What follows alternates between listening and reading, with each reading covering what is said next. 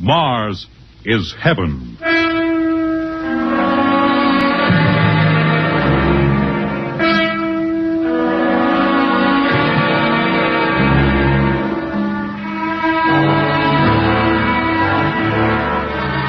When the first space rocket lands on Mars, what will we find? Only the ruins of a dead and deserted planet? Or will there be life? Intelligent life in some strange form that we can only imagine? Will we be welcomed with open arms? Or will the Martians treat us as invaders? Only one thing is certain. Someday, a giant metal ship will take off from Earth to travel through the black velocities, the silent gulfs of space, to descend at last into the darkness of the upper Martian atmospheres. And on that day, man will finally know the answers. The day we first land on Mars.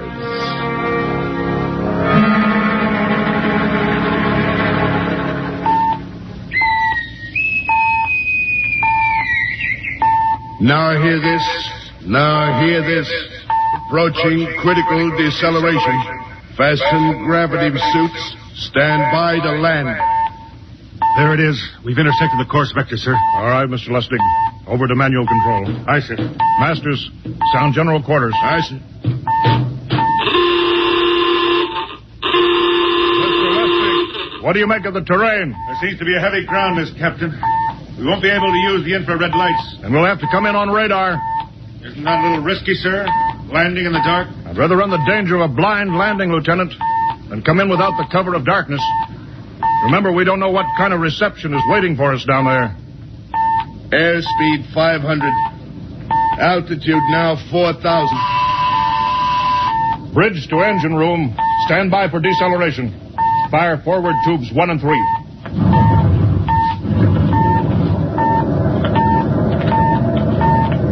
Steady as she goes, Mr. Lustig. As she goes, sir. Airspeed 100. Altitude 1,000. Radar indicates a level stretch dead ahead, sir. Skids down. Skids check. Altitude 500. 4. 350. 3. Up a point now. All right. Let's set her down.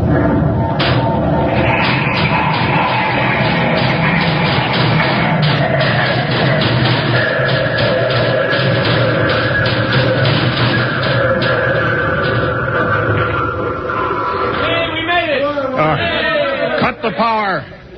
Masters, pipe battle stations. Aye, sir. All secured, sir.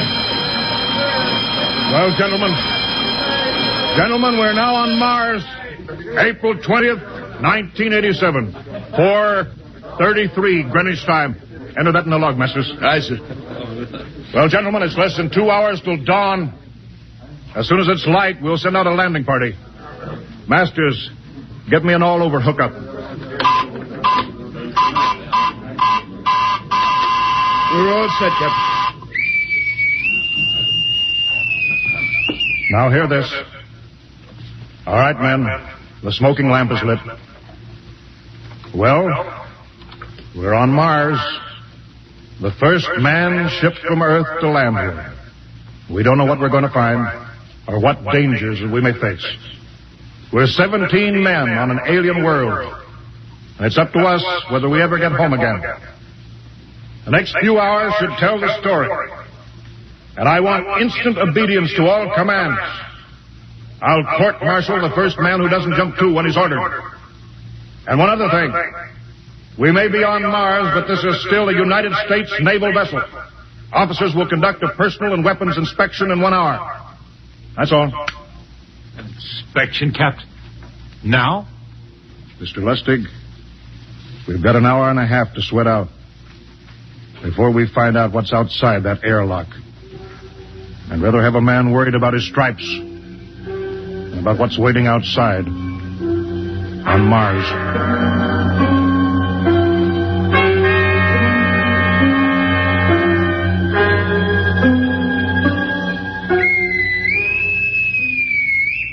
Now hear this. Landing party report to forward airlock. Captain Black, Lieutenant Hingston, Lieutenant Lustig, and Dr. Horst report immediately to forward airlock. It's now landing time -5. Well, they're paging us. You ready, Dr. Horst? Yes, Mr. Lustig. As ready as I will ever be. Come on. Let's get in the lock.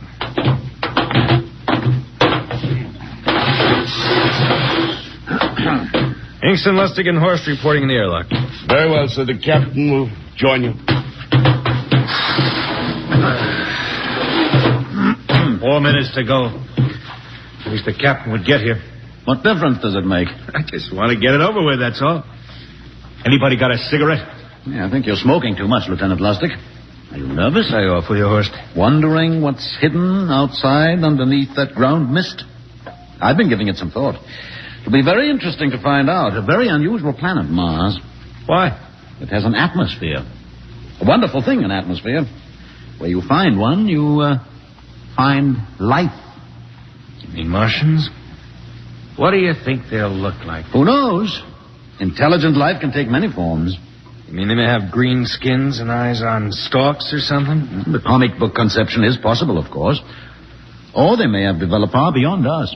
Perhaps they have a science that can produce weapons far more dangerous than our atomic missiles. You think we may have to fight our way out? After all, we are invaders. Now hear this. Landing time -2. All right. We heard this. You know what I'd like to find outside that airlock? Good old Illinois. Ever been there, Lustig? Only Chicago. Well, you ought to see my hometown. Green lawns, big white houses. Sounds like my hometown. My grandmother used to have one of those iron deer on the lawn. Every Halloween, we'd paint another color. One time, we painted it black and white like a Holstein cow. Where does your family live, Dr. Horst? I have no family. When I was a child, they were gassed to death in the Dachau concentration camp. Tough. No, it has its advantages. I have no ties on Earth. Nothing to lose now. I imagine I'm the only one on board who is free to enjoy our present peculiar position. All right, Masters, you can button it up now. Aye, sir. Well, gentlemen, check your sidearms. In 1 minute, we'll be the first men to set foot on Mars. Quite an honor, eh? As long as the medals are not rewarded posthumously. Still uneasy, Dr. Horst? Captain Black, I've been uneasy ever since I can remember. On Earth and on Mars. Well, 30 seconds. Give me the intercom phone, Lustig. Yes, sir. Masters? Aye, sir. Battle stations are to be manned till we return. If we're not back in 2 hours, I want no rescue party sent out. Blast off and save the ship, you understand? Aye, sir. All right. 5 seconds. 4, 3, 2, 1. Lustig, open the outer airlock. Aye, sir.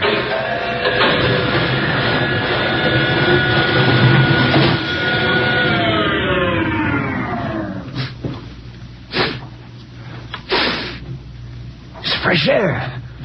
Let's go. All right, now, take it easy. It's too dark to move fast. Quiet, isn't it? Not even a wind. Can't see anything from this ground this time. We don't know what's out here. All right, come on. What the quiet? Captain, I could swear that sounds like a rooster. I don't hear it anymore. Very homely but unlikely sound. A rooster crowing on Mars? Hingston, Aye, sir. set that machine gun 25 yards to the flank. We'll stay here till the ground mist lifts. Aye, sir. What do you make of the ground, Horst? Grass. Plain grass. You can see some large foliage there where the mist's thinned out. What the? Hingston, hold your fire, you fool! I hit it, Captain. What? Some kind of wild animal. I hit it. I could see the traces, but it's still standing. Come on, Horst. Doctor, where are you? Up ahead. Admiring the wild animal. Careful, Horst. Wait for us. Don't worry, Captain. It's an iron deer. A lawn ornament. Well, that's impossible. It's hollow. Interesting, isn't it? A whitewashed Victorian iron deer sitting on a lawn in the middle of Mars. I don't understand. Look around. The mist's lifting. Hey, Captain, look there. It's a house, a regular old-fashioned house. But, sir, on Mars. Good Lord. I haven't seen carved scrolls and gingerbread like that in years. Look at that port swing. The geraniums. There. I told you it was a rooster, Captain. Give me the glasses, Lustig. I want to take a look through that front window. Well, there's an upright piano. Some sheet music on it. Lustig, it's beautiful Ohio. It can't be, sir. Horst, do you think that civilization of two planets could be identical? I don't know. That specific variety of geraniums is only 50 years old on Earth. Is it logical that they should develop in Mars? How about that port swing of the piano and beautiful Ohio?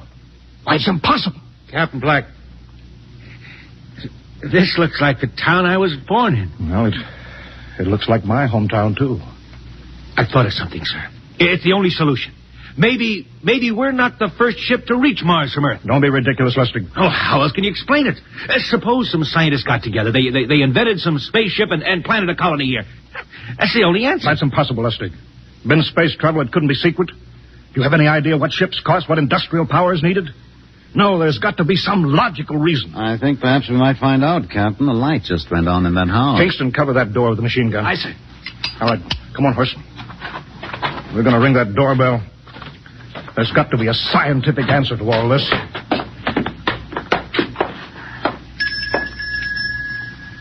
And there's something moving in there. Stand back, Horst. Give me a clear shot. Are you sure a bullet can stop a Martian? Steady now. Can I help you? All right. Will we... If you're selling anything, it's much too early. No, wait just a minute. What town is this? What do you mean? Are you census takers? No. We're strangers here. We want to know how this town got here. Is this a game? No, it's not a game.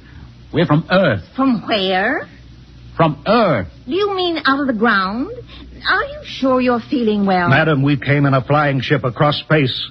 We're from the third planet, Earth. This is Mars. Now do you understand? Mars. You go away now, you hear? I'll call my husband from upstairs and he'll chase you. Go on. But this is Mars, isn't it? This is Green Lake, Wisconsin, in the United States of America. Bounded on the east by the Atlantic and on the west by the Pacific. Now go away. Goodbye. Horst, do you suppose it's really possible? I've got to find out more about this. I told you I'd call my husband. Now you go away. You've got to tell me one thing first. What year is this? Year? 1928, of course. For goodness sake. You hear that, Horst? And we know it's 1987. And we know this is Mars. Horst, is it possible that we got fouled up, made some tremendous blunder, circled around and landed back on Earth? In 1928? Well, maybe some switch in time or dimension. Could we have shifted somehow, gone backward in time? Oh, Horst, this won't hold water. It's not logical. We checked every mile. We went past the moon, out into space.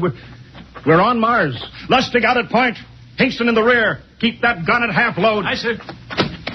Horst, there's got to be some cold, logical solution. Captain. What? That house down the street, the white one with the green shutters. Lustig, what's the matter? I never thought of... Thank God! Lustig, come back here. He's running for that house. That crazy fool. After him, quick. Lustig, stop! Come down off of that porch. Grandpa! Lustig, what the devil do you think you're doing? Albert! Grandma! Grandpa, it is you. Lustig, what is going on here? Albert, it's been so many years. How you've grown, boy. It's so good to see you. Lieutenant Lustig! Oh. Captain, Grandma, I want you to meet my friends. This is Captain Black. Captain, I want you to meet my grandfolks. Howdy. Any friend of Albert's is a friend of ours. How long have you been here, Grandma? Oh, a good many years, ever since we died. Ever since you what? Oh, yes, sir. They've been dead 30 years. What? Oh, now, don't you trouble yourself. It's all right. We're alive again, that's all. You mean to tell me that Mars is heaven? Oh, nonsense, no. All we know is here we're alive again. And who are we to question God's infinite ways? Well, Lustig, we're going back to the ship. But, Captain, I want to talk to my grandpa. Lieutenant Lustig, I don't like any part of this. You'll come back with us if I have to club you and carry you. I see. Now, let's go. Heaven only knows what they've run up against back at the ship. Horst,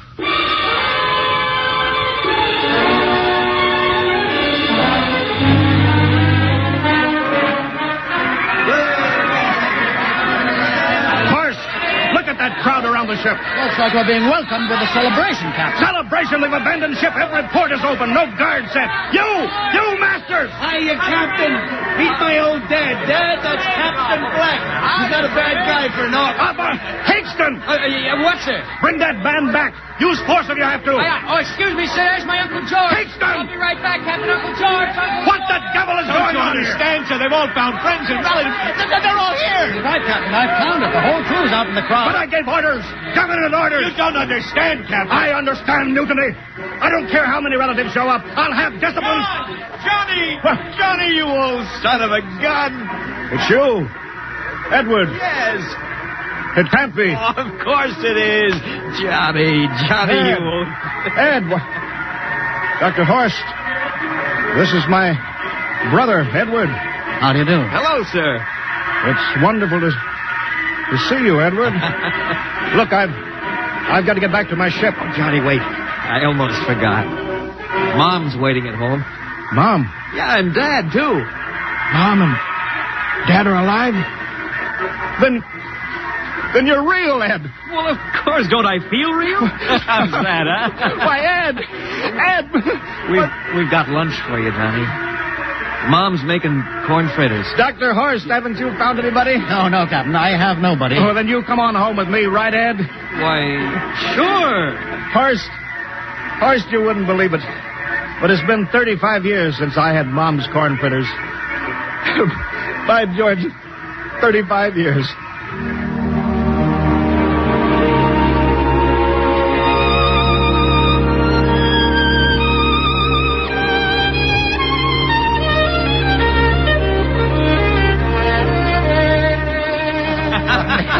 And there's plenty more in the kitchen, so don't hold back, Johnny. You too, Dr. Horst. Well, Johnny, you're still in the Navy, eh? That's right, Dad. I'm in command of the ship. We're an old Navy family, Dr. Horst. All three of our boys in the service. Yeah, Ed was the best pilot in the Pacific, too. What did happen, Ed? What's the difference? I'm here now. Yeah, but... You know, it's almost perfect. All we're missing is your brother, Will.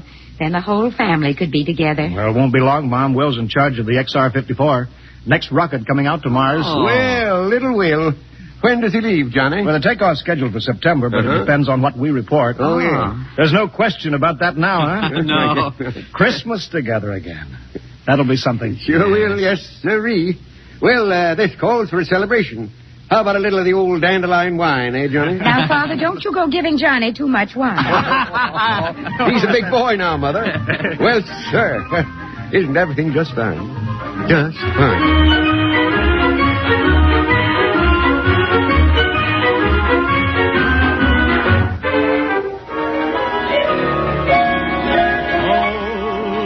I'll be melancholy.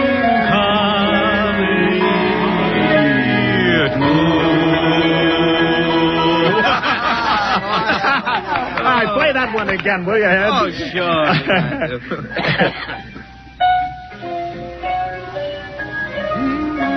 Well, Dr. Horst, what are you doing sitting over here alone? What do you think of my little family? Very nice.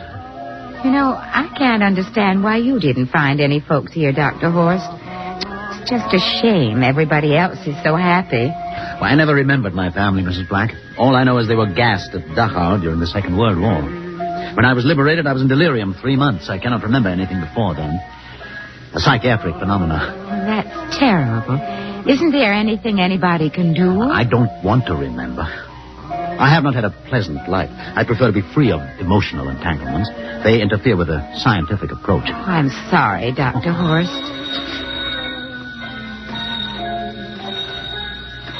Oh, I'll get it. That's our ring, long and 3 shorts. I remember that. Well, maybe we'd better call it a night. You must be getting tired, Johnny. I'd better be going back to the ship. Nonsense. You stay the night. We insist. I just couldn't rest thinking of you all alone on that ship. I'll be all right.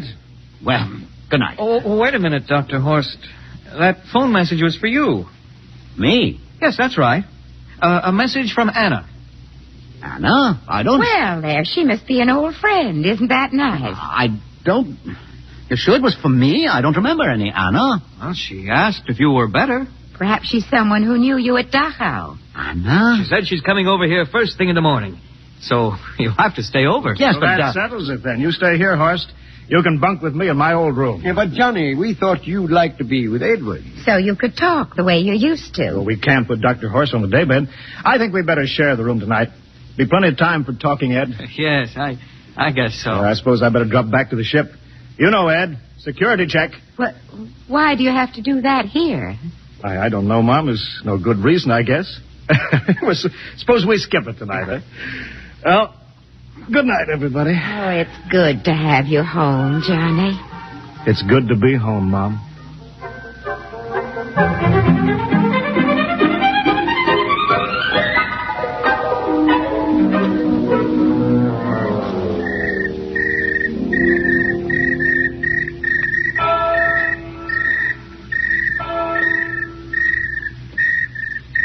Captain Black. You asleep? No, I've been thinking about what we were expecting. Green-skinned Martians. All the time there was only Mom and Dad and Edward waiting. That's funny what tricks your imagination can play on you. Well, I guess Mars is heaven, Horst. You know, I've been thinking about Martians, too. Captain, just suppose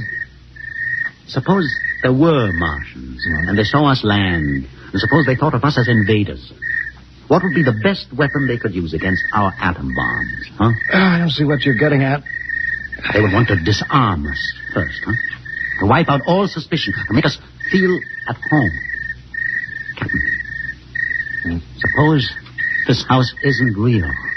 Suppose the people are just images, stolen from our own memories by Martians, created for us by telepathy, hypnotism. Oh, that's the craziest theory I ever heard. Maybe that's why there was no one for me. Because in all my life, there is no happy memory, no real loved person, not even my mother. I don't remember her. Only the piles of rotting corpses at Dachau. There was no happy emotion for these people to recreate. How about that phone call?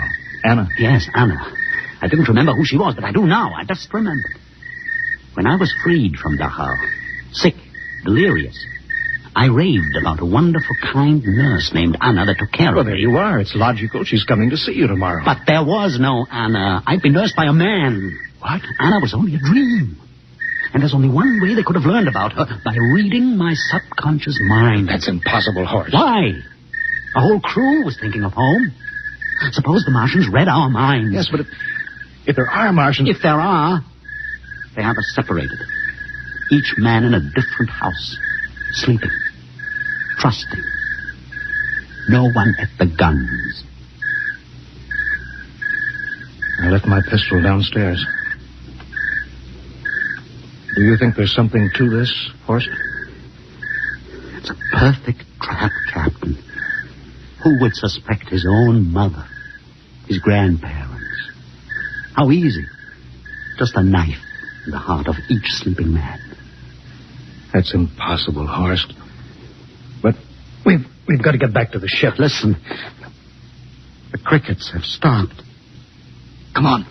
We don't know when they change back to whatever they really are. All right, careful.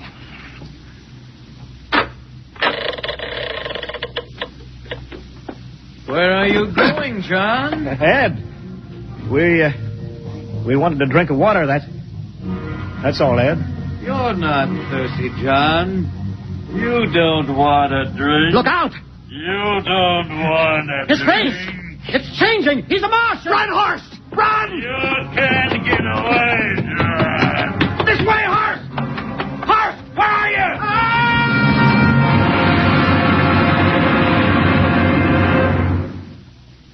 Hello! Can you hear me, Earth? This is Captain John Black, the XR-53 calling from Mars. I blocked myself in the ship, but they've crippled it. I can't take off or fire the guns, and they're coming for me now, the Martians. I'm all alone here. All the rest are dead. Hinkston, Lustig, Dr. Horst. Poor Horst, he didn't even reach the door. Listen! They're trying to break through the hull. Edward and Mom, Dad, all the folks. But they're changing now. They're melting and changing back into... They're Martians. Can you understand? Martians, not men. They made us think that Mars was heaven and we fell into the trap. Can you hear me, Earth? You've got to stop the next rocket. Listen, tell my brother Will. Tell my brother not to come. They'll trap him, too. They'll kill them all. Hello! Can you hear me, Earth? This is John Black on Mars. Hello, Earth. This is John Black on Mars. Hello, Earth. Hello, Earth.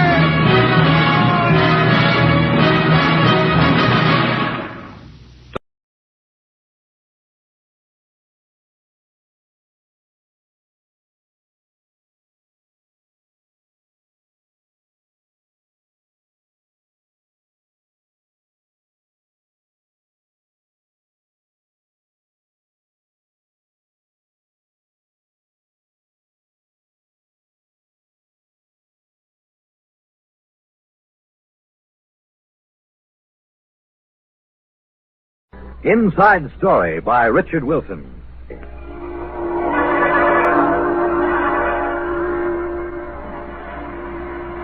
Every wire service man knows that when the legislature shuts down for the hot weather, when it gets too warm for crimes of passion, that's the start of the silly season. It's the time when the teletype chatters about the largest pumpkin grown in Sauk County and the dog that found its way home from Luna Base through the Cocoa Island rocket port. Well, it was the silly season when I reported to headquarters Martian sector of the Galactic News Service at IOPA. I found the bureau chief, Scott Warren, looking sourly at a strip of copy. GNS Sonala add lizards.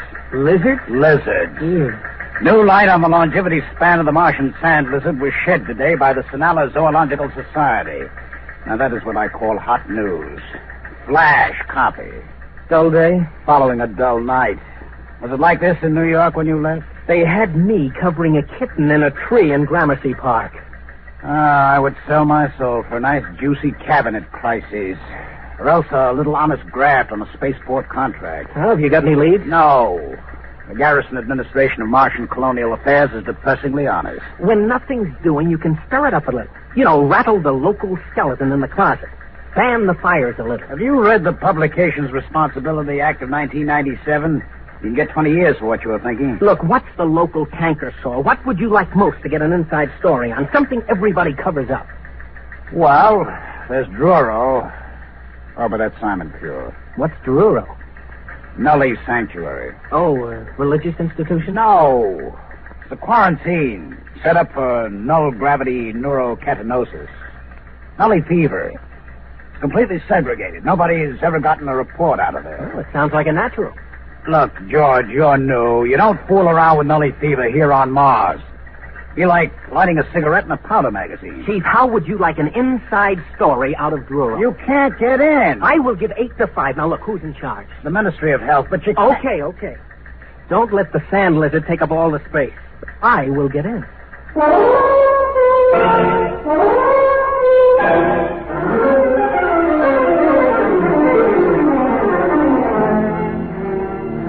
It wasn't so easy. I did fine over at the Health Ministry until I mentioned Druro. And then I might just as well have had a galloping case of Nully fever myself. I was referred to the press officer, to the assistant administrator, to the legal department, the protocol division, and then back to the press officer. Finally, I got in to see the commissioner, Dr. Marks. Just what caused you to raise the question of Druro, Mr. Gordon? Look, Dr. Marks, what I want is your permission to visit Druro and get the inside story. Visit Druro? You mean inside the camp? Yes, that's right. Mr. Gordon, I'm quoting Administrative Code, Section 65. Any person found within the perimeter at Druro is considered to be a Nully fever victim. Contagion is something like 99% certain at a range of 100 yards. What's the treatment? Druro. You mean they're just shoved there to rot? A Nully, Mr. Gordon, will rot wherever he is. He deteriorates to the point of total sterility. Take my advice. Forget it.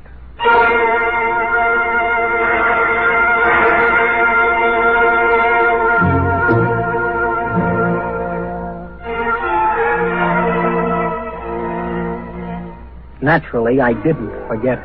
I did more research. I found out that Nully fever seemed to be a mutated virus that got that way in the early Earth-Mars rockets that had inadequate radiological shielding. The symptoms masqueraded as half a dozen diseases, but the end product was the same. A physical deterioration that I don't care to go into. And a psychological lowering to an animal state. I may be a little reckless following a story, but believe me, there isn't a bonus big enough to make a hero out of me. I had no intention of contracting Nully fever just to provide a byline story for old GNS. I had stumbled onto something, and I was wearing it when I dropped into the bureau and asked Scott if he noticed anything different about me. You're putting on a little weight? No. Guess again. Your pants aren't hanging right. Your shirt's all bunched up. That's because I am wearing the latest fashion, an invisible suit. Oh, goodbye. Try another one. Look, I'm not kidding. It's heat-proof and airtight. They developed it over at Mars Electronics for spacesuit use. You mean you're all buttoned up? Well, how do I hear you? Short wave from a miniaturized dental mic. It's hanging on a front tooth, see? You're not kidding. Well, how come it's invisible? It beats me. Something to do with a non-refractive coating. You need that for dark side work on airless satellites. I got an experimental model from a PRO at ME. What's it good for? Outside of spaceship work, not much, except it is my ticket to Druro. Now, wait a minute. Don't forget it, Chief. I can't be infected, not with this suit on. It's absolutely airtight. Don't worry, I'll be safe. Wrapped in plastifilm like chewing gum. Yeah, but that won't get you past the perimeter into the nully camp. Just leave that to me. I've got that figured out, too.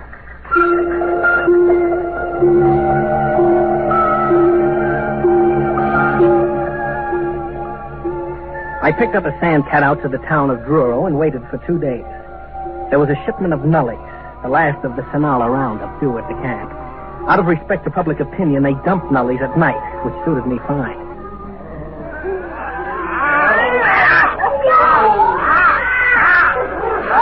About 100 nullies were going over the newcomers like kangaroo caught in a frontier dead. I don't think anybody actually got killed, but they almost tore the new bunch to pieces, grabbing cigarettes, jackknives, buttons, shoes, anything. And then, like as not, the old-timers would fight each other for it. The whole thing was over at dawn, and I could get a look around the camp. There were prefab huts and some trees. I started over to one of the huts. My hut. Take it easy, friend. I'm not going to hurt you. Look, I'm your friend. Sure. You think you're going to steal my ration, huh? I'll kill you first. How long have you been here? 2 years.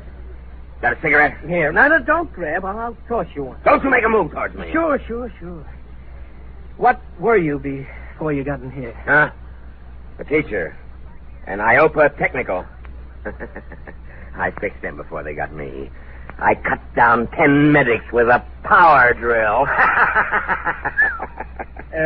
When is breakfast, friend? You go plenty hungry. Ration isn't until tomorrow. You think there was some fight last night? Wait till you see ration drop. Last time somebody tried to beat me to a ration case, I fixed her. Never mind. Don't tell me about it. Hey, what's that over there? Up the hill. Looks like a regular fortress. What are you trying to do? Hurt me? No, I just asked you what goes on up there. Those other huts inside that barricade. You spying for them? Yeah, sure. You're spying for them, you dirty...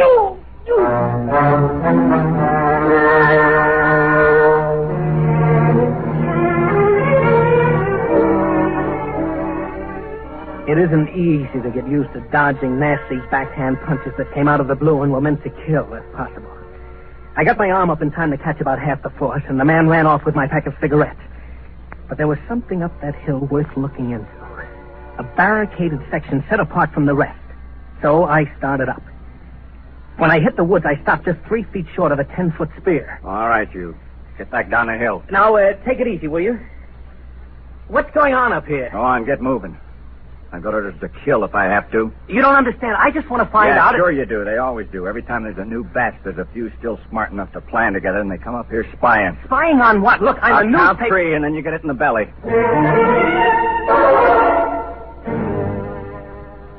No hero I got before he reached 1.5. That night, I managed to talk to the ex-teacher without either of us slugging the other. I asked him about the guard on the hill.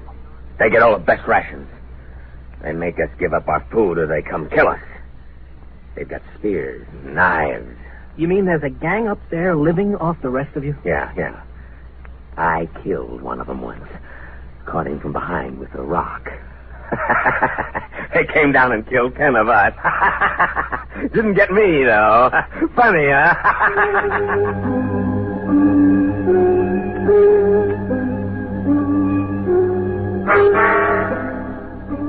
I got the picture. It's been the same every time men are herded together like animals. Andersonville, Buchenwald, And Dachau, the Alaskan camps in the 70s, and now Druro. The strong live off the others, a kind of racketeering in spades. Grab the best of everything, live as rich as you can, and don't worry how many you leave to starve to death. We're gonna get him, though. Tonight. Got rocks together and clubs. Go up there and we'll get him. You come.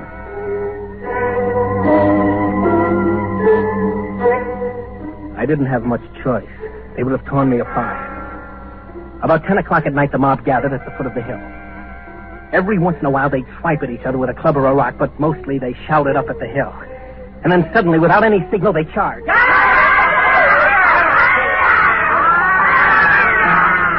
It was kind of sick. Men and women, heaven knows what they were before, teachers, mothers, anything, screaming and running up that hill. And then the defenders cut loose. There were torches so I could see, rocks rolled down, boiling water, spears, arrows, enough to cut down that unarmed mob. I was hiding behind a tree, sick, good and sick. When it happened...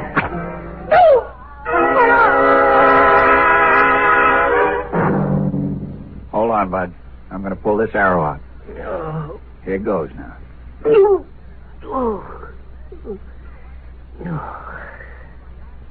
Where am I? Up the hill. That's where you wanted to go, isn't it? But how did... We dragged you up here. Herb, get some bandages up here. You're one of them, aren't you? One of who? The big shots, the kingpins, gangsters. You didn't get hit in the head, did you? Oh, it's too bad they didn't wipe you out up here. It's tough enough living in a place like this, but to prey on the weak one. Look, fella, I think maybe you got the wrong idea. Oh, thank heaven I'm safe from this kind of... Yeah, I wondered when you'd notice. That fancy suit of yours got torn when the arrow hit. Oh, no. No. Nelly fever. That's why we hauled you up here. We spotted something funny about you. A kettle of boiling water splashed on you and you didn't even notice. Who are you? George Gordon, Galactic News Service. A newsman? Listen, does anybody know you're in here? Yeah. Maybe there's a chance. Can you tell them they got to let us out? Tell them what it's like up here. Make them understand. We write messages for the ration planes and they ignore them. You can't get close enough to the guards to shout, they shoot you down. They gotta let us out. Oh, sure.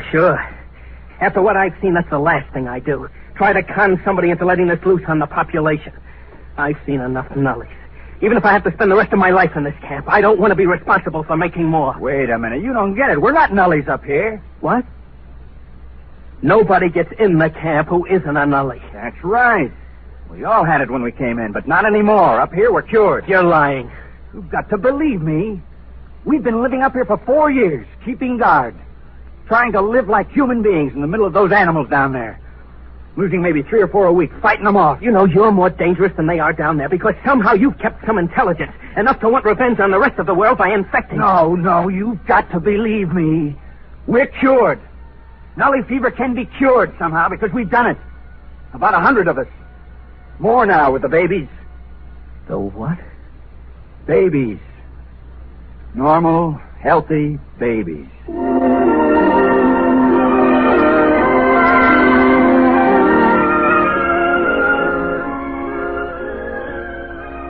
He pointed across the clearing to another hut, and I saw it. A woman about 30, sitting on the doorsteps, nursing a baby, an infant. And I heard the words of the commissioner echoing in my ear. And of course, total sterility. These weren't nullies, not anymore. If they could have babies, they must be cured. Living as a desperate island in a mad world of violence.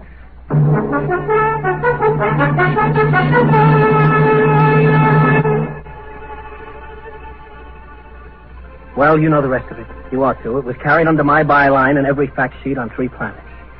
They had a micro-technician up the hill who gimmicked my miniature microphone with a hairpin and a piece of quartz crystal, so I cut in on the main traffic beam between Sinala and Iopa.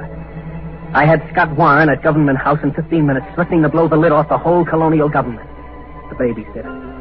Aerial photographs with micro-enlargements. They had pictures of those babies on the wire the next day. Red tape held it up a week. But finally, 100 cured ex-nullies and 1 reporter were out of Druro at Iopa General Hospital for checks. They found it. Nully fever is psychosomatic. You take somebody strong enough to fight for survival, give him incentive, and he'll lick it by himself. No miracle drugs needed. It starts with a virus, all right. But it ends with psychotherapy. A good dose of willpower. I get back to work in a month. Welcome back, George. The teletype's dead as ever. Back to the longevity of the Martian sand lizard. True old Nully story played out? Dead as last week's herring. Well, what else is new? Maybe we can find another skeleton in the closet. How about life on the Martian moon? Now, that ought to be good for a headline.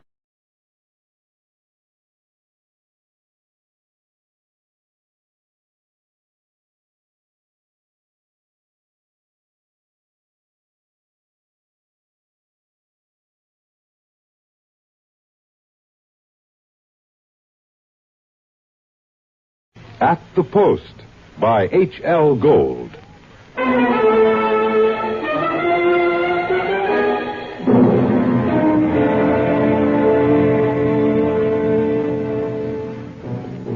When I come into the Blue Ribbon on 49th Street west of Broadway, I could tell right away nobody told Doc Hawkins about my misfortune. Doc, who ain't one really, writes a daily medical column for the Racing Form, and we're celebrating his being sprung from the alcoholic ward. He got one look at me, and he choked on a piece of gefilte fish. What happened? What happened? Look at that. Clocker's become a character. Now, lay off, Doc. Look at that. A gray flannel suit, a black tie. Clocker, where is your purple and green check sports jacket? Where are your two-tone suede shoes? Why, you've become a character. That was Zelda's idea. She wanted to make a gentleman out of him. Wanted to? Why, you two got married before they took my sneaks away.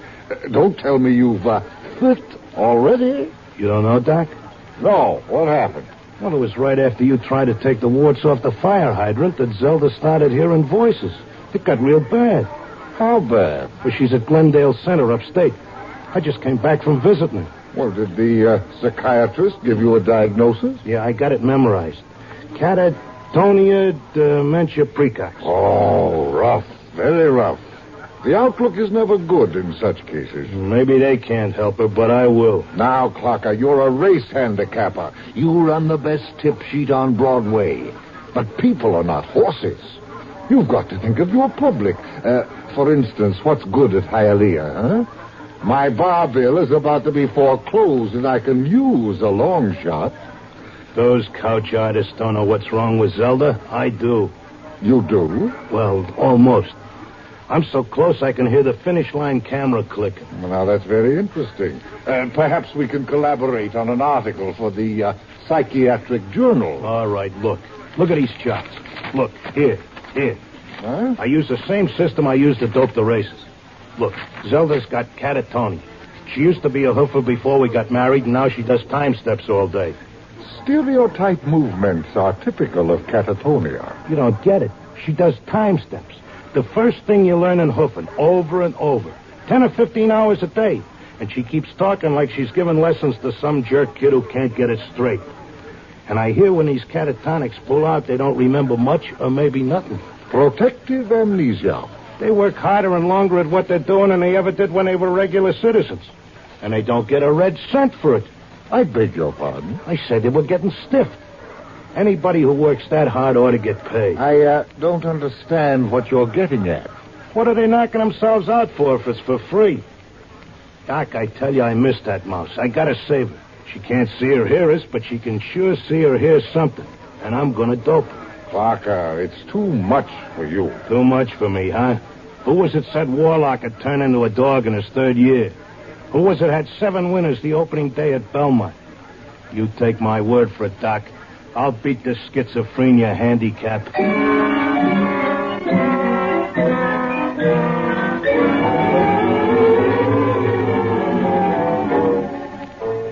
I hadn't been paying much attention to my tip sheet while I was doping the catatonia couch. I tell you, I missed Zelda. I missed the bobby pins on the floor and the nylon stuck on a shower rack, the toothpaste tube squeezed from the top. I had to get her back somehow. Next day, I took a cab and went out to that place. I sat in the room and watched her dance. Oh, it was something. Because Zelda was worth watching, even with her eyes blank and her feet shuffling through that simple time step. Mr. Locke, visiting time is almost up. All right.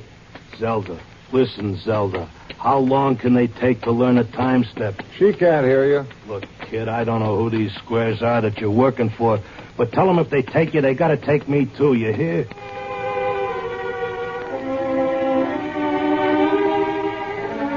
I had an idea now. I had it doped that Zelda was showing them how to dance, whoever they are. And the only way I could spring her was to find out who was controlling her and what they were after. The first step was to get them interested in me and what I know about racing, doping horses. So I stood there next to Zelda and I started to talk. Now, the first thing you gotta figure is bloodlines. You take a horse, you gotta know back maybe 4 or 5 generations on both sides. Then you gotta know where the coat was full, what time of year, because all horses are 1 year old on the 1st of January. And there's confirmation, training. You take a horse with good bloodlines, break him in the spring on a hard training surface track, and the first thing you know, you got a horse with a shin splint. Or they may cover it up, but if you know it's there. I once knew a horse ran in Hialeah who was scared of flamingo. What are you doing? Had a fine record at Gulfstream and Bowie. But when he got down to Hialeah and got one look at the flamingos, he wouldn't run for beans. Mr. Locke, are you all right? Shut up, I'm Mr. busy. Locke. You bet on a horse that's scared of flamingos at Hialeah, and you're going to come in with your tail between your legs.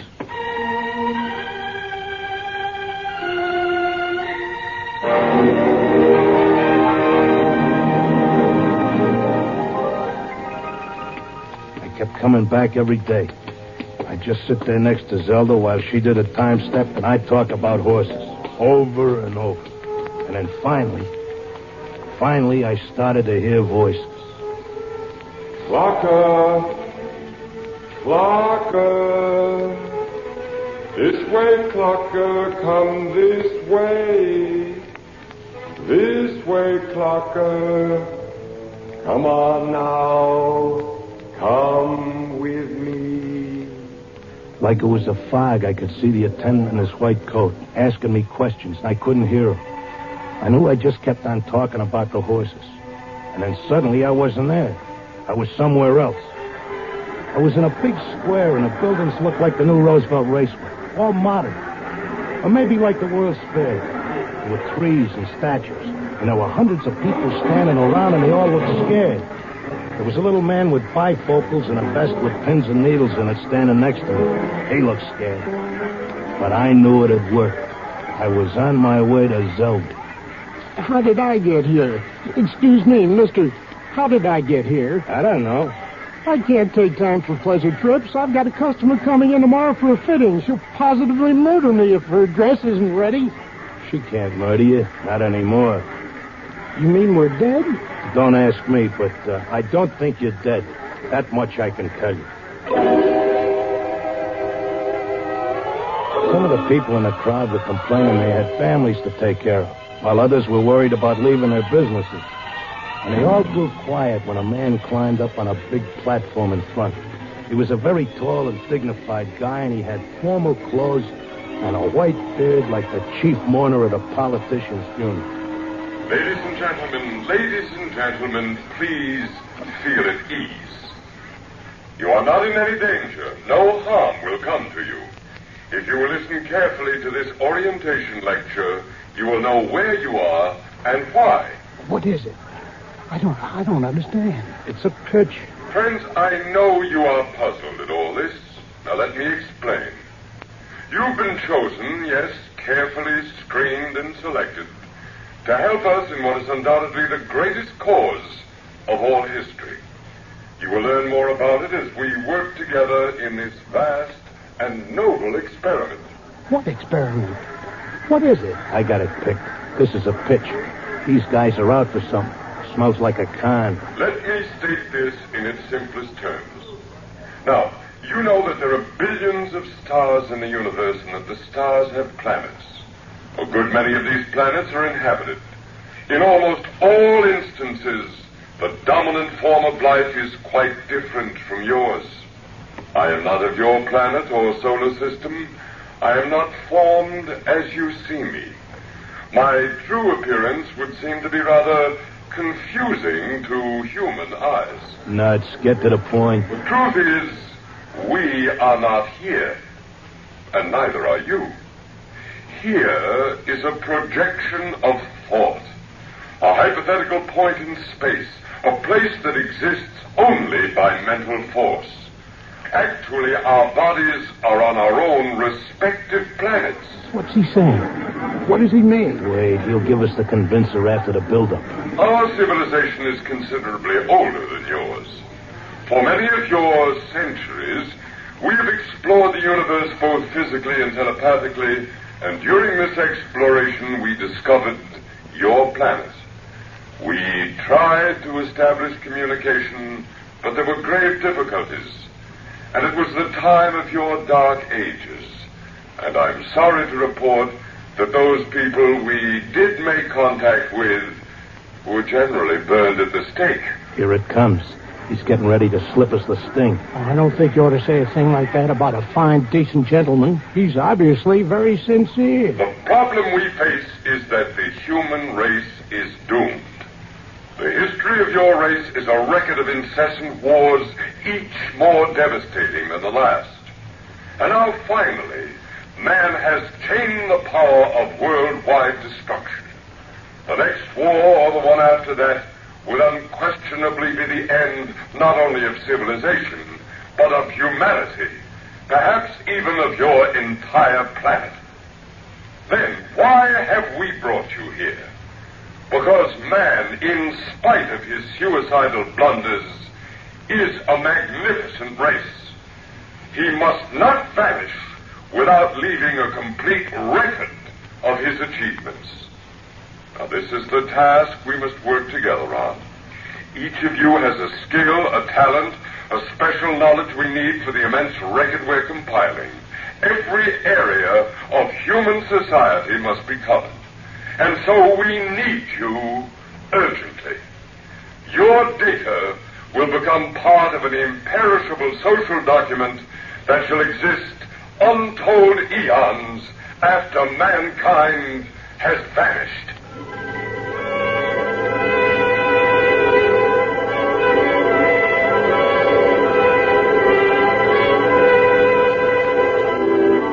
Oh, he had a slick con. He had that crowd in the palm of his hand like a small-time grifter selling pearl necklaces on 6th Avenue. They all cheered.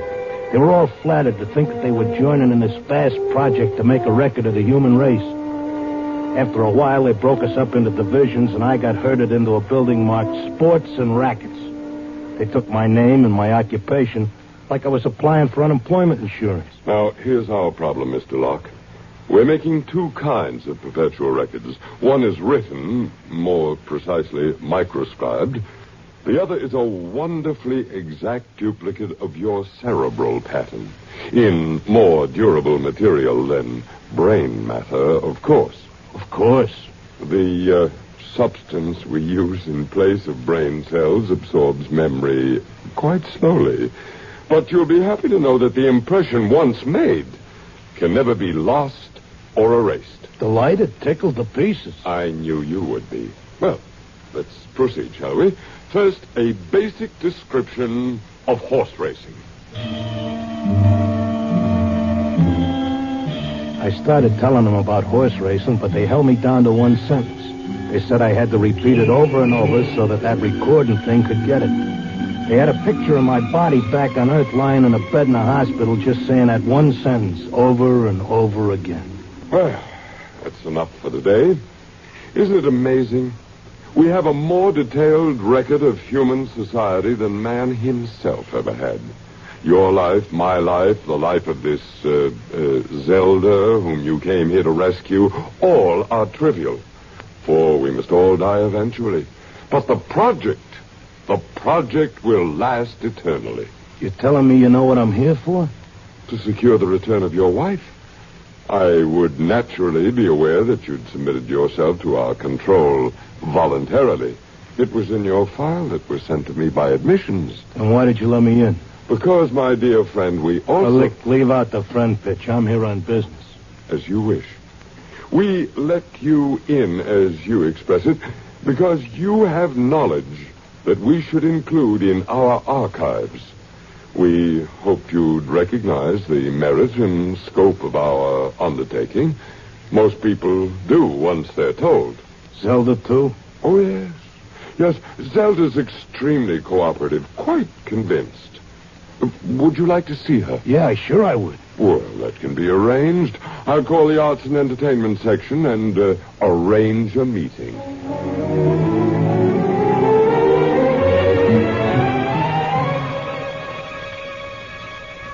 Zelda, baby. Oh, Clocker. Let's get out of here. Oh, hello, Clocker. Aren't you glad to see me? I spent months and shot every dime I've got just to find you. For sure I'm glad to see you, hon, but I can't waste any time. This work is so important. I want to talk to you. That con artist with the white beard Oh, said... isn't he wonderful, Clocker? Aren't they all wonderful? Regular scientists devoting their whole lives to this terrific cause. What's so wonderful about that? They could let the Earth go boom. It wouldn't mean a thing to them. Everybody wiped out, just like there never were any people. Not even as much record of us as the dinosaurs. Gee, wouldn't that make you feel simply awful? I wouldn't feel a thing. All I'm worried about is us, baby. Who cares about the rest of the world doing a disappearing act? I do, and so do they. They aren't selfish like some people I could mention. Selfish? You're darn right I am. Zelda, listen.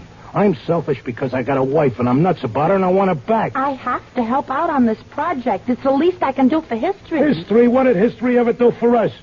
Go turn in your time card, baby. Tell them you got a date with me back on Earth. No, this is my job as much as theirs. More even. They don't keep anybody here against their will. I'm staying because I want to, Clocker. But, honey... Excuse me, I've got to get back. I'm teaching them the soft shoe now.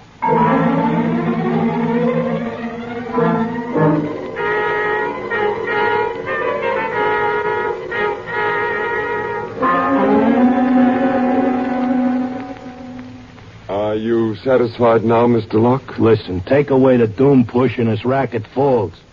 Listen, suppose you're all square. Suppose you're level. You're knocking yourself out because your guess is we're going to commit suicide. But is there any doubt of it? Do you honestly believe the Holocaust can be averted? I think it can be stopped, yeah. Listen, between these catatonics and me, we could tell them what it's all about. I notice you got people from all over the world here. They get along fine because they have a job to do and don't have time to hate each other. Well, it could be like that back on Earth. Mr. Locke, we have experimented in the manner you suggest, but a human psychological mechanism defeated us. Yeah? What was that? Protective amnesia. They completely and absolutely forgot everything they'd learned here. Well, what are the odds on me remembering? Well, you are our first volunteer. Look, I'll give you a deal. You let me out, and maybe I'll be the first case that didn't get amnesia, and I can tell the world all about this. I'll come back if I lame out. You can pick me up any time you want. But if I make headway, you gotta let Zelda go, too. That's a very reasonable proposition. We'll lift our control, Mr. Locke, for a suitable time. If you can arouse a measurable opposition to racial suicide, measurable, mind you, then we agree to release your wife and revise our policy completely.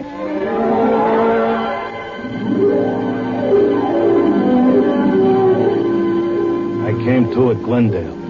It took me about 2 weeks to convince them that I was all right again. But I had to convince the world that they were throwing a race and that they needed a saliva test. So I started to write it all out in my tip sheet, in and around the horses. Around that time, I ran into Doc. Clocker, my boy, you've no idea how anxious we were about you. But you're looking fit, I'm glad to say. Thanks. I wish I could say the same about you and the rest of the world. No need to worry about us. We'll muddle along somehow. You think so, huh? I'm glad to see you've got your tip sheet going again. As long as the bobtails run, who cares what happens to anything else?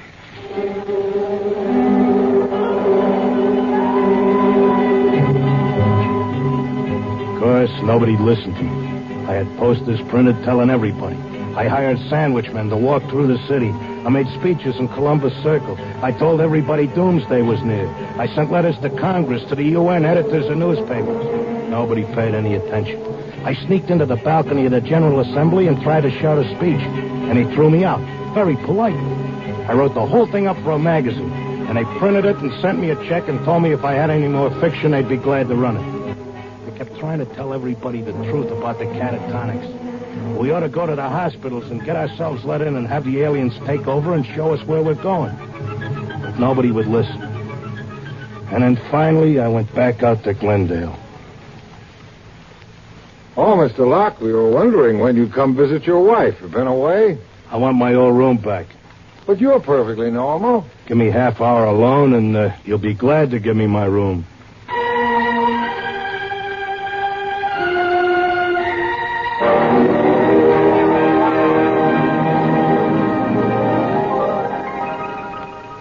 Well, here I am back again. Oh, Mr. Locke. Okay, I'll give you all the rest of the dope on racing. You won't have any trouble with me. Then you're convinced you failed. I'm no dummy. I know when I'm licked. So do we, Mr. Locke. Naturally, you have no way of detecting the effect you've had. We do. The result is that because of your experiment, we're gladly revising our policy. Huh? Is this a rib? Nobody listened to me. Oh, but they did. Visits to catatonics have increased considerably. When the visitors are alone with our human associates, they tentatively follow the directions you gave them in your article. Not all do, to be sure. Only those who feel as strongly about being with their loved ones as you do about your wife. We've accepted 4 voluntary applicants. You mean I made it? That's right. Before long, we shall have to increase our staff as the numbers of voluntary applicants increases geometrically. And then we'll be able to release the first group to go back and carry the message. Whenever you care to, Mr. Locke, you and your wife are free to leave. Okay, but I'll tell you what. I owe you plenty. I'll help make that record before I go. I'll teach you how to dope the horses. Is that what you want? Why, yes. All right, then let's go. The quicker we get started, the quicker we can get back.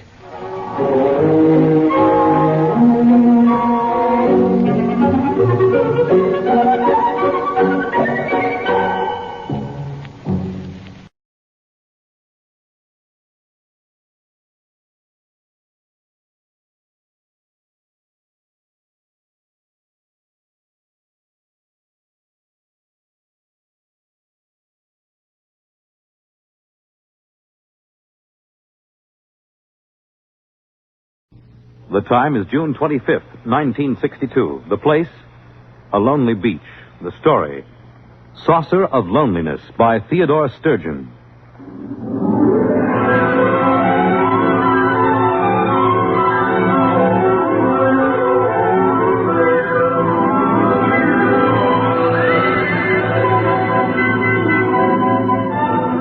My name is Jason Beniades.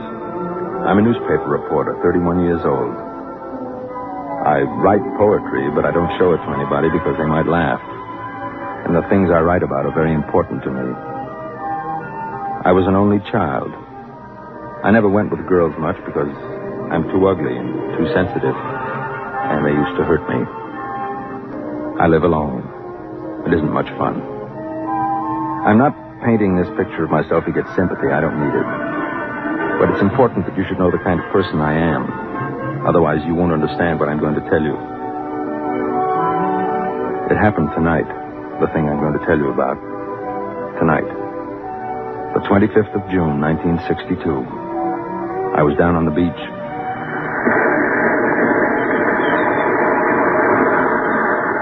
Hey, mister! Hey, mister! What is it, kid? You seen a cop around any place? On this beach? I found this pile of clothes down near the rocks. The lady's dressed in shoes. Well, did you see anybody? A girl? Well, I think so, but she was running along the sand in the moonlight. I yelled to her, but she just kept running, and then I found these. Look, kid, you go try to find a cop someplace. I'll see if I can find the girl. It's all right. Here, put my coat over you. Why couldn't you leave me alone? I couldn't. Why? Because it's important to me.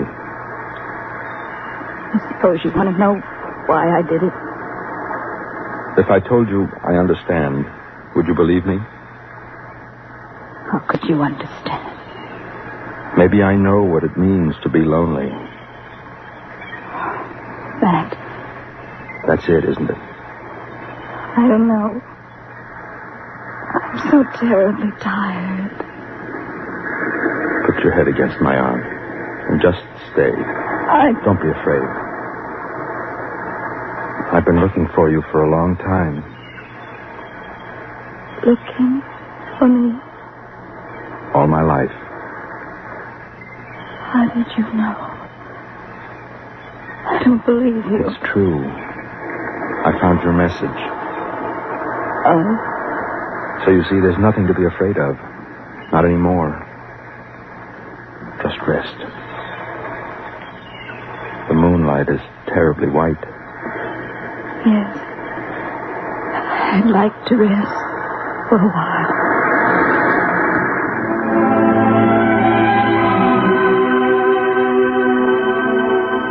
She didn't remember it, of course.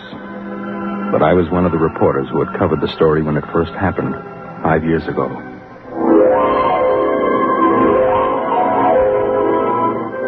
I'll never forget that day.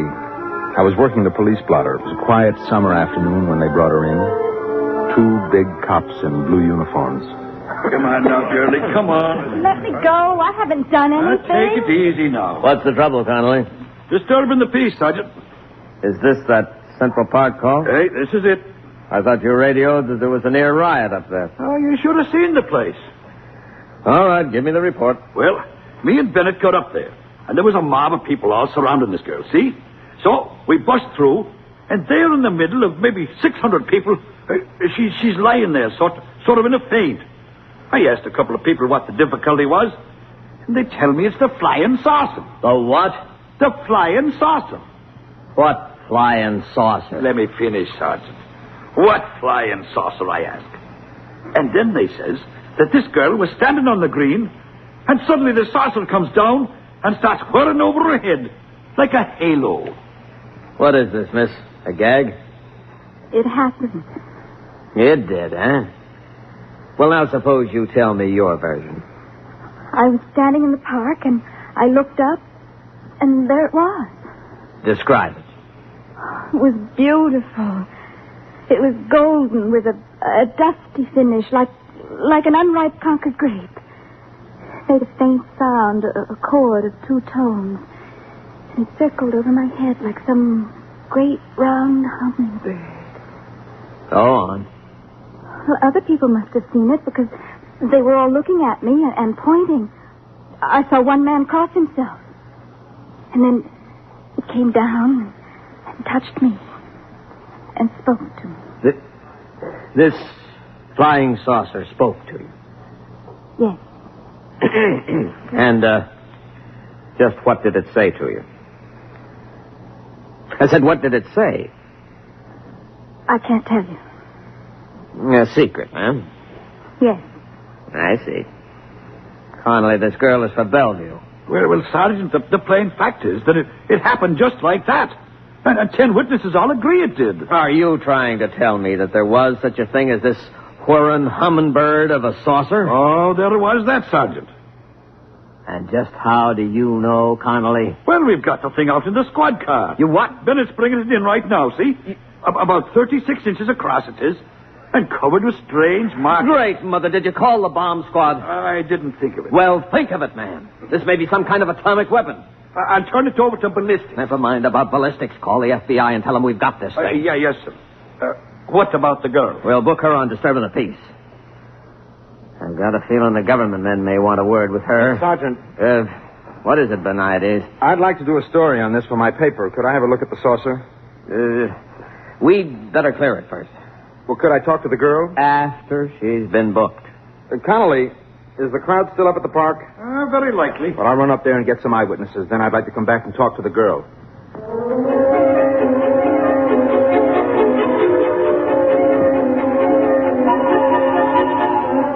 Up at the park, they were still buzzing about it. Some said she was a communist agitator. Some said it was a flying saucer from Mars, and she had stepped out of it. Others said she was a saint, and it was her halo. I took some notes, phoned the paper, and went back downtown to talk to her. But there were a couple of agents with her, and they wouldn't let me in. Now then, miss, you told the sergeant this saucer spoke to you. Is that correct? Yes. Did it speak to you in English? I don't know. You did understand it, though. Yes. Do you speak any other languages? No. Tell me, what message did you receive from this instrument?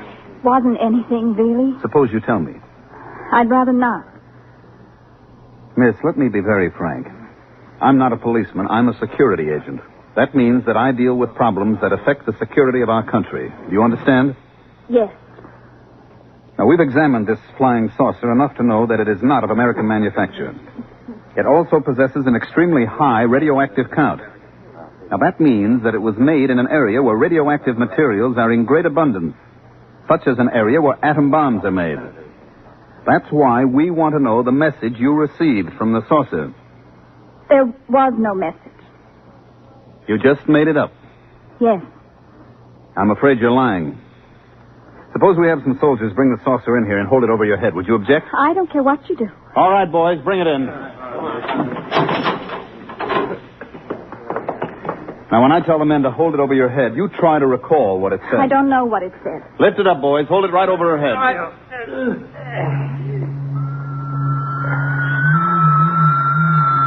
It's talking to you now, isn't it? Yes. What does it say? What did it say?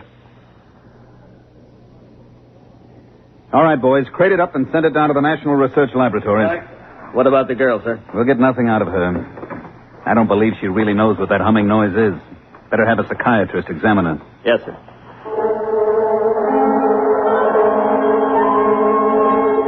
They took her to the city hospital, and she had a room to herself. Whenever the door opened, she could see the policeman outside. The door opened quite often. There were a lot of important people, some in army uniforms, who came up from Washington just to see her and talk to her. Apparently, they had analyzed the flying saucer and discovered something that made this girl about the most important person in the country. I used to stand outside, and I could identify the heads of certain security agencies, but nobody would answer the questions that the reporters shot at them. Sir, excuse me? Yes? I'm Jason Beniades from the Trib. I've been assigned to this flying saucer story as chief of the security... I'm sorry, I have no comment. Can you tell me how long the girl will be held? That's the matter for the civil authorities. Well, have the psychiatrist... Excuse me, Mr. Beniades. My car's waiting.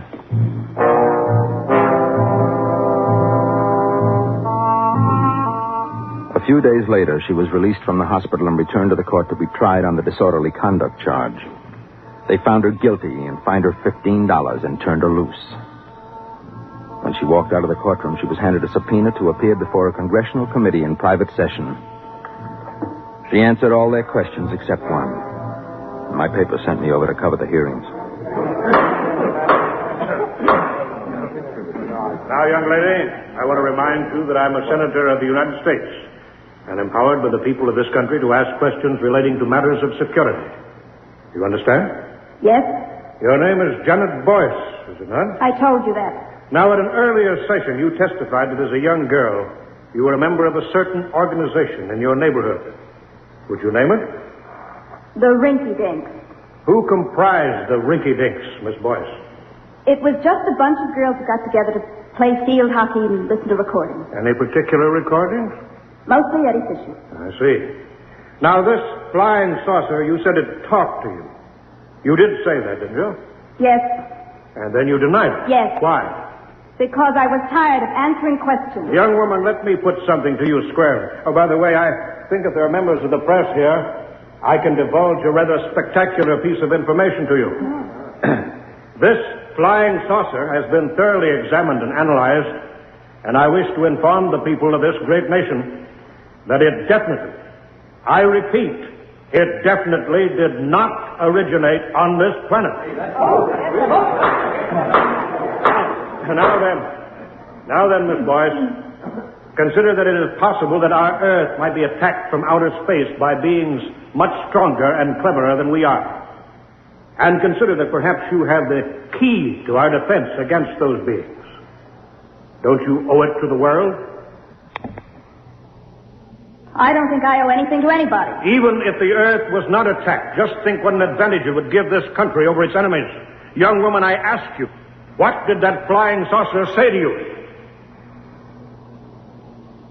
Do you know that what you're doing is tantamount to working for the enemies of your country? I will give you one more chance. What was the message? It was personal. Gentlemen, I move that Miss Janet Boyce be cited for contempt.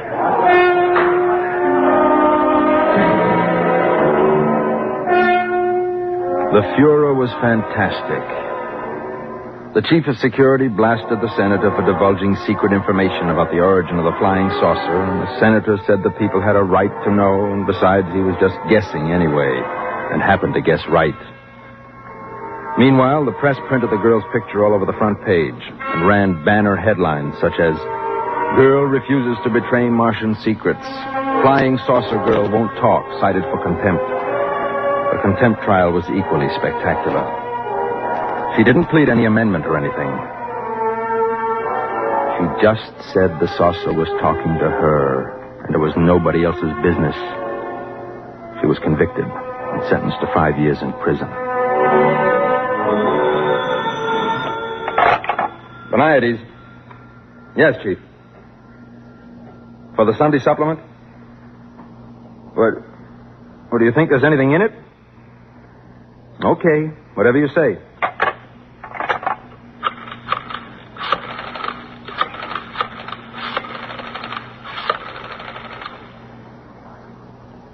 Mike, get me everything you can on that flying saucer girl, will you?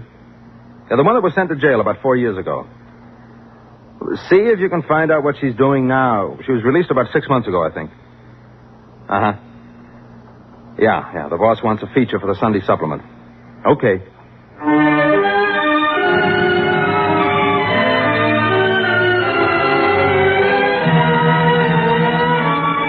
I found out she had gotten a job cleaning at night in offices and stores down near the beachfront.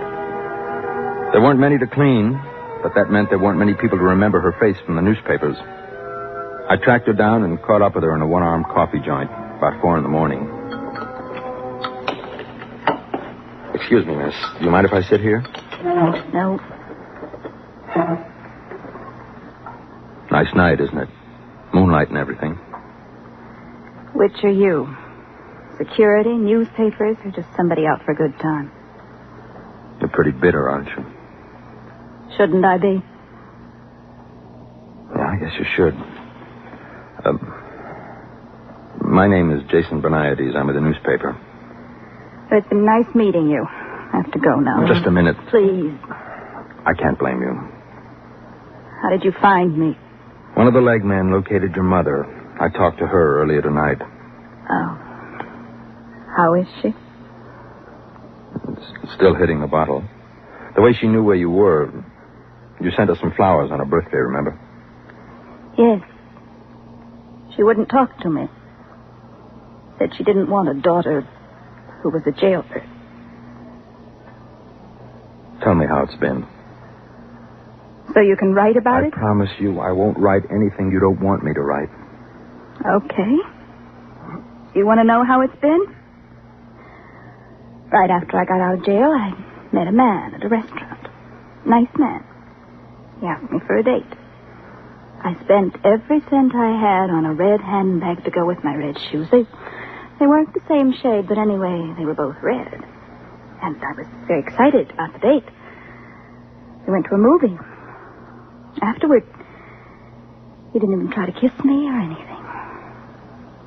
He just wanted to know what the flying saucer had told me. He didn't say anything. I just went home and cried all night. And that was it? No. I had another date.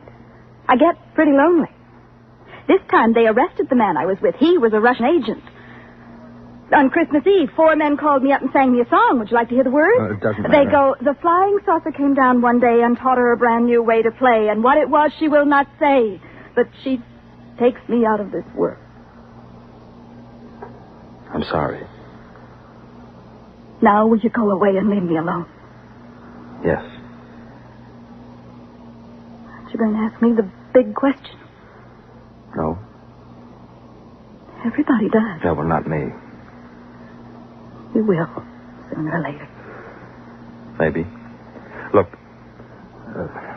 can I take you home? No. Can I see you again? Please. I don't know. I'm afraid to let myself like anyone. Trust me, will you? I'm not sure. Maybe. Maybe. I'll wait here for you tomorrow night. All right.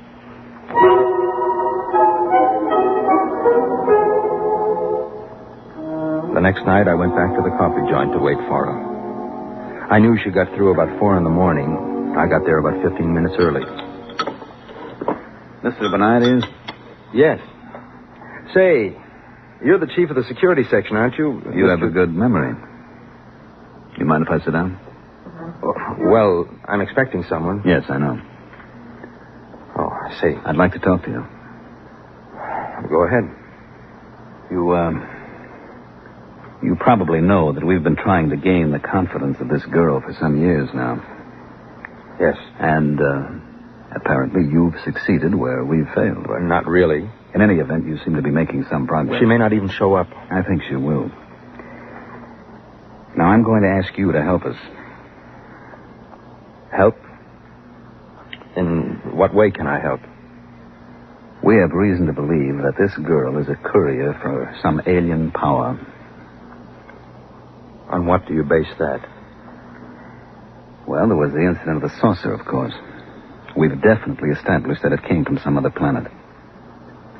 And recently, she's been throwing messages inside bottles into the ocean. What sort of messages? They're always the same. Now, I have one right here. You're welcome to read it and see if it makes any sense. We've had every decoding expert in the service trying to break it. But we can't seem to find the key. I see. Now, she's throwing literally hundreds of these messages in bottles into the sea. We've got many of them, but not all, naturally. Now, what we're most interested in is locating the contact. Naturally. And that's where you fit in.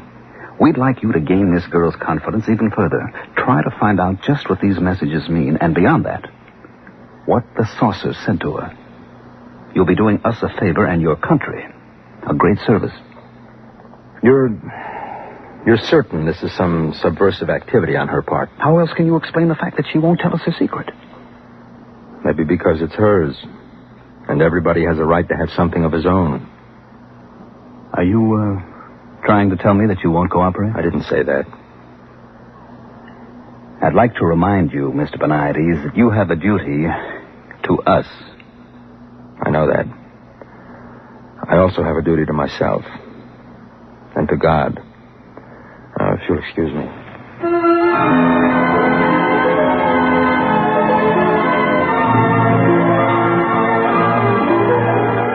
I folded the bottle message and put it in my pocket. I waited for her to show up.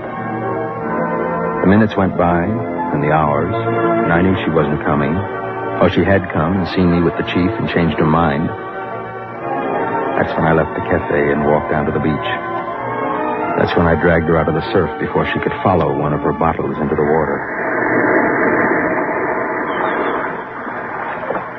How do you feel now? Are you cold? Why should you care? I do. Is that why you were sitting with the security chief in the cafe? I didn't arrange that meeting. He asked me to spy on you. I suppose he told you about the bottle. Yes. Wonder how much of the taxpayers' money was spent gathering them up. I think they'd get tired of it. All the writing in the bottles is the same. Maybe you could have saved a lot of trouble. Do you think so? All of them. Judges, jailers, jukeboxes, people. Do you really think it would have saved me a minute's trouble if I told them the whole truth at the very beginning? Wouldn't it? No. They wouldn't have believed me. What they wanted was a new weapon. Some super science from some alien super race. Science. That's all they think of. Yeah. Pretty important. Would it ever have occurred to them that this super race from another planet might have super feelings? Or super longings? Or super loneliness? No. All they think about is weapons. Isn't it time you asked me what the saucer said? No. They all ask me. I don't have to ask you. I know. You know. Let me read it to you.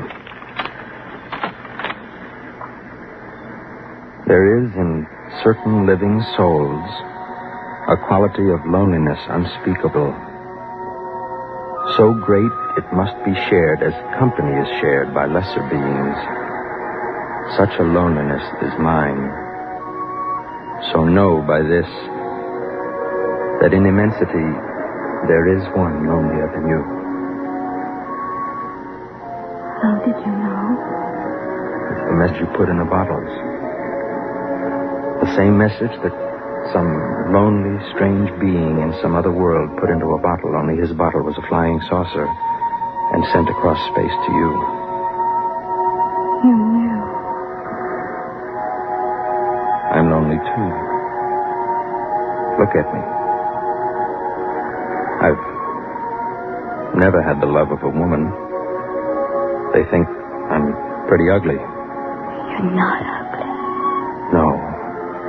I don't feel ugly right now. Say it again. The message from the saucer. Know by this that in immensity there is one lonelier than you. I wonder if whoever first wrote it has found someone. I think perhaps he has.